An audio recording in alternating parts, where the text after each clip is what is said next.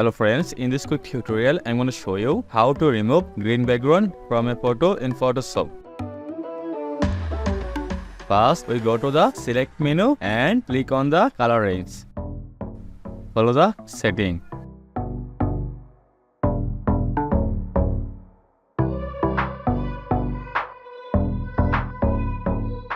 Again go to the select menu and click on the inverse.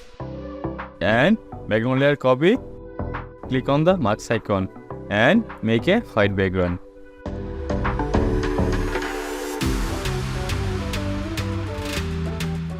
If you found green background from a photo,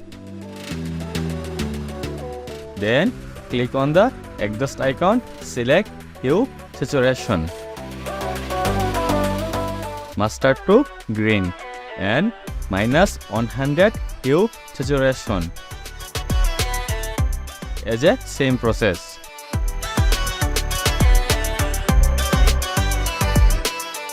Now we remove green background from a photo. If you enjoyed this video, don't forget like, comment and subscribe for more videos.